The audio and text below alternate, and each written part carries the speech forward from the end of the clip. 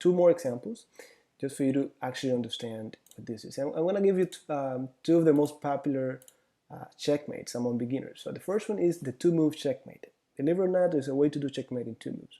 Does it happen often? No, because they have to do specific moves. So that's why you almost never see it. So checkmate in two moves goes like this. The white pieces have to do a move like this. Then the black pieces go pawn over here. And then if the white pieces move this pawn 2 steps, now notice how this queen could travel diagonally all the way here, and then from that square the queen is attacking the king. So at this moment you should say check, and then we're going to find out if it's only check or checkmate. So let's do CPR. C means capture. Can anyone capture this queen? No. This pawn captures diagonally, so he cannot get to the queen. This one, the same thing. He doesn't capture forward. He only captures diagonally. So capture is not an option. The knight, he only goes 1, 2, 3. He cannot reach the queen. P is protect. Can any of these pieces get in the way of the queen's attack? Well, no. The bishop only goes diagonally. The knight goes here or here. And the pawn, he only goes diagonally to capture. So he cannot just move there and block. So C doesn't work, P doesn't work, and then R is run away. The king cannot go to any of these squares because they are occupied by another piece. And this is the only one, but if he goes here, he's still going to be in check by the queen, and he cannot put himself into check, so this is not an option. And just like that, checkmate in two moves. Again, notice how no pieces were captured, and it only took 2 moves. The game is over. Does it happen often at all chess games like this? No, but just for you to understand what checkmate is. Now, let me show you another one that is more easy to see. Some people call it the 4-move checkmate, some people call it the scholar's mate, and it goes like this. So the white pieces go pawn to here, 2 steps. The black pieces do the same thing. Now, can this pawn capture this pawn? No, they're stuck. We know that pawns only capture diagonally. But then the white pieces are going to deploy this bishop to this square. And I want you to tell me something. Which of the black pieces are being attacked by this bishop right now? Well, I hope you got it right.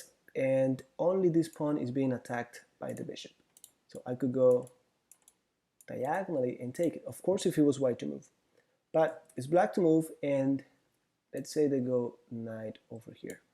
So I still don't want to get the pawn, because if I do, this king is going to capture my bishop. So I'm not ready for it yet.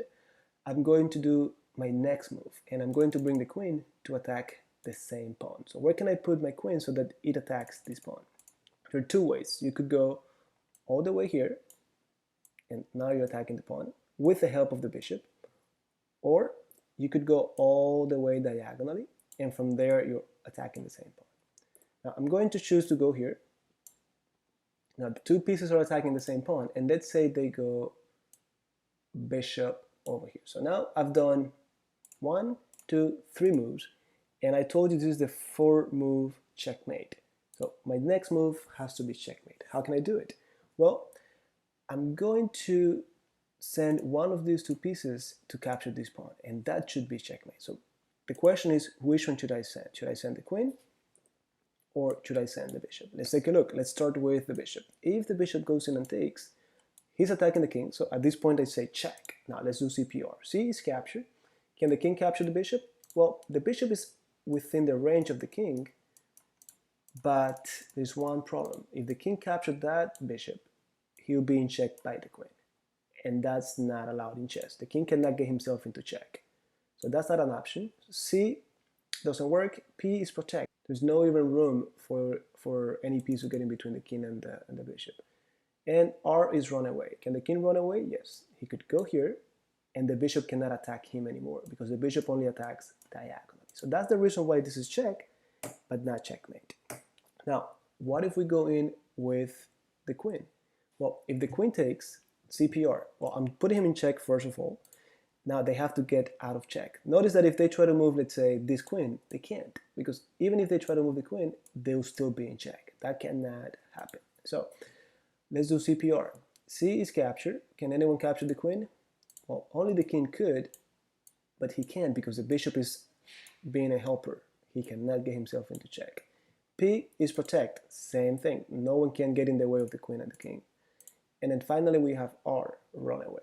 So the king could only run here or here, but in this case, the queen is also attacking these two squares. Remember that the queen is the most powerful piece. It attacks in every direction. So now I'm putting the king in check, but I'm also preventing the king from going to any of these two squares. And this is checkmate. So let me do it all the way from the very beginning. So they move the pawn, then they deploy the bishop, then the queen, and finally they go with the queen and they deliver checkmate. Just like that. All that was captured was a little pawn, but since the king is in check and he cannot escape it, then it's going to be checkmate.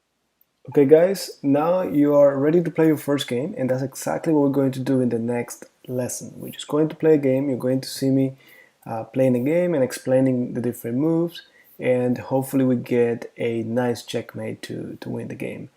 At this point, that's all you should be doing. Practice, practice, practice, and practice. The most important thing now is that you acquire vision of the board, and the vision of the board is basically being able to detect when you could attack one of your opponent's pieces, when you could capture one of your opponent's pieces, and of course when one of your opponent's pieces could capture one of yours. So how do you get that vision of the board? Well, just by playing more. You have to develop that skill, and that's all it takes. So with that being said, I will see you guys in the next lesson.